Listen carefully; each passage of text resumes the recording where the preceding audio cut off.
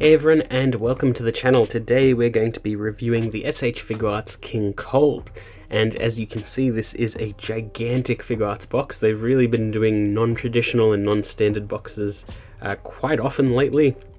Usually it's like the event exclusives, but lately like the King Cold, the event Goku and Kintoen, the kid characters like GT Goku and things like that, they've all been somewhat unique box designs. And even some of the releases from last year, like the Legendary Super Saiyan Goku, looked normal at first, but the box was like taller than usual. Anyway, it's just something that I noticed, that they've been doing a lot of non-standard stuff, and in this case it makes a lot of sense because this is not only a huge figure, it comes with huge accessories. Now, King Cold is another short-lived character, and they made an impact generally, so they've made a figurine similar to Kui, but I'd say that the importance of King Cold is a little bit more than just random Frieza soldier. But it is interesting that we are getting a lot more sort of like niche or side characters just getting full-on figures, and almost specifically to recreate very, very, very specific moments, and that's pretty much what this King Cold figure is as well. So taken out of the box, we've got two big sheets of plastic. So we've got one that is holding the figure itself as well as the throne, and the other one has all his accessories. So two types of cape, one for sitting and one for standing, the sword, alternate faces, and alternate head sculpt, as well as Trunks' sword. Although in this way it is blown up quite a bit because it needs to fit in King Cold's hands. So it's pretty much the loadout that you would expect from him, because he was in it for such a brief period of time that you can effectively have all that you need to recreate this character properly. But here he is stood up on a display, and he's looking pretty good. This is him right out of the box, so he does not have his cape attached, so he does look a little bit bare, and he doesn't have his tail either. So we'll fix that up really quick because it's not how we should really be viewing the character. Now, the cape is interesting because it is all hard plastic and it comes segmented, so there is a top half and bottom half. The top half is pretty much just for aesthetics. The bottom half has hinges on either side of his back, which allows the cape to lift up and down, no side to side or anything like that.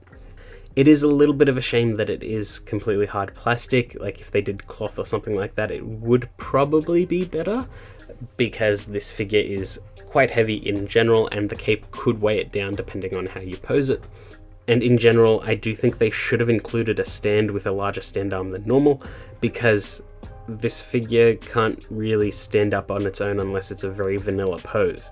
And that kind of sucks that if you want to stand him up in aerial poses, you're going to need at least one stand. I used two to get him into dynamic poses, which is kind of sucky, especially with a premium Bandai product like this.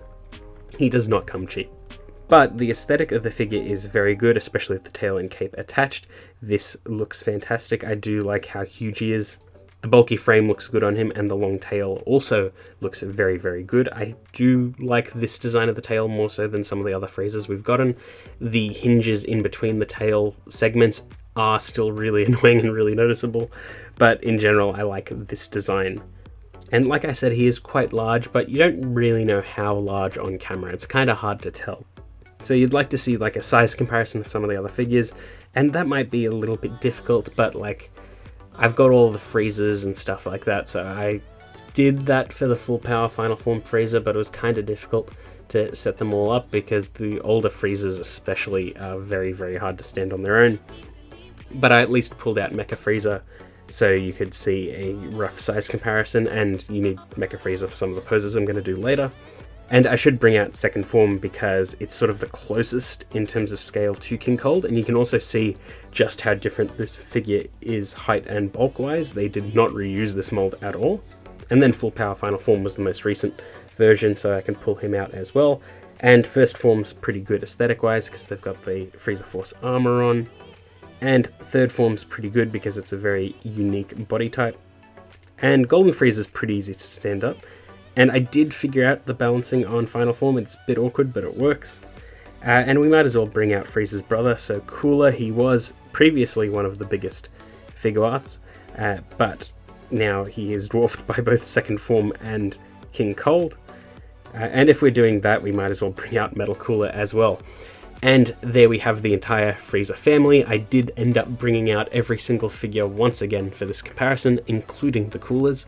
It does make me want a normal 4th form cooler figure, but I don't know if that is planned. I really hope they do, because realistically you just need to do the exact same sculpt as Metal Cooler, change the tail a bit, and just don't do the metallic finish, just paint it or pre-mold it as per usual. And that was a really good figure structure-wise, and it's a shame that it's a bit awkward to handle him as Metal Cooler. If he was a normal figure, it'd be really good. So we'll be doing posability. So he's got a ball joint at the head and neck, which allows for a pretty good range of motion, not the best. I will say that it is annoying that the face sculpt can get wedged deep into the head and you can miss his pupils entirely, which is such a weird design. The shoulder pads can move up, and it does break the sculpt a bit because the cape is sort of meant to be attached to it, so you can really break the sculpt here. The arms can butterfly out, which is nice, rotate all the way around, and there is a swivel at the upper arm and bend at the elbow, and the sort of bracer part of his arm can rotate around as well, and he's got a ball hinge at the wrist. All of these are pretty thick ball joints, so it is quite solid. There's a ball joint in the upper chest, which allows for the Frieza Force armor to move around a bit. The cape can hinge, like I said. There's a swivel at the waist. He can do the splits that far, and kick forward and back that far. It's got a thigh swivel, and a bend at the knee, and hinge at the ankle, which allows for a little bit of a pivot as well. And there's a ball joint at the base of the tail, as well as these ball hinges at every other main segment, which works pretty well, but the actual ball hinge looks awkward.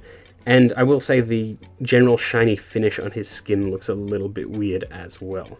But pretty decent posability. Here's just like really bulky S.H.Figuarts. That's pretty much it. Not super limited in any specific way.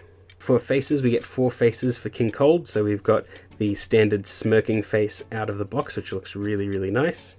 There is a mouth open smirking face, which looks equally as good. There's a mouth open angry shouting face, as well as a teeth gritted angry face. Now these aren't the most exciting faces out there, but they do look and capture the character very well.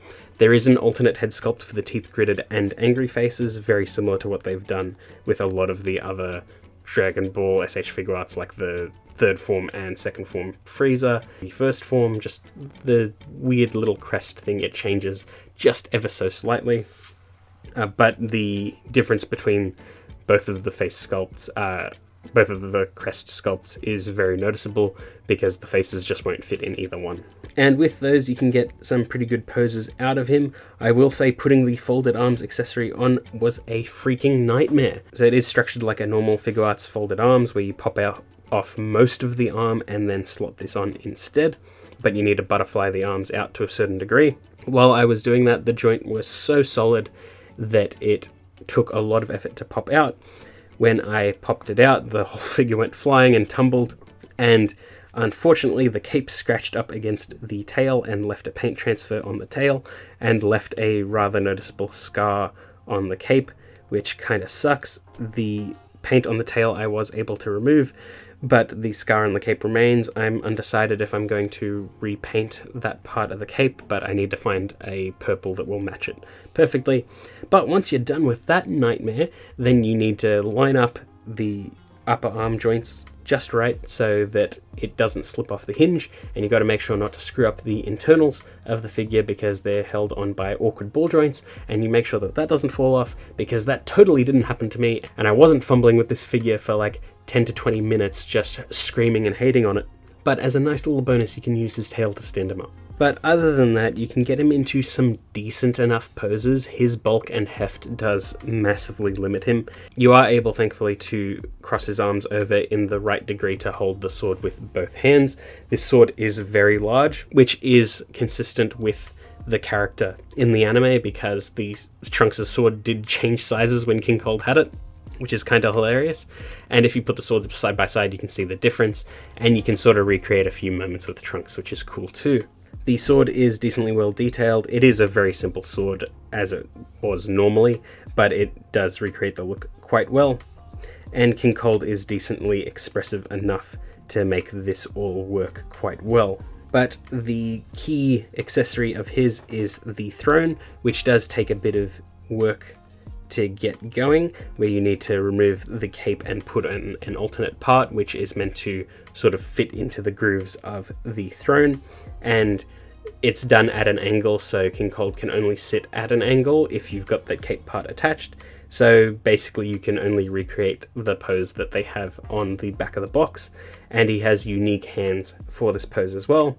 The tail hangs over his back and to the side, so he's not pressed up right against the back of the chair. There is a noticeable gap, but you don't really see it from front on.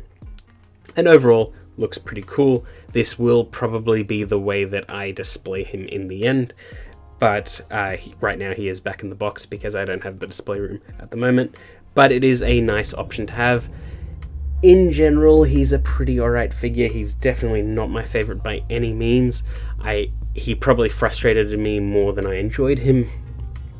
But in terms of a minor character getting a solid figure, yeah, it's pretty good. And they did recreate him very well, and I wouldn't really ask for much more of him. Like in terms of, he's missing this accessory, he's missing that accessory. They gave him the throne, they gave him the sword, and that's pretty much it. Like that's what they needed to do, and they gave it to us. It makes sense that it's a P Bandai product. Is he a little bit overpriced for what he is? Yeah, but he is pretty huge. Does command a lot of presence, and overall a pretty okay figure. It is nice to have something that is somewhat unique. But yeah, that's pretty much it. I hope you enjoyed that video, and I will see you all next time.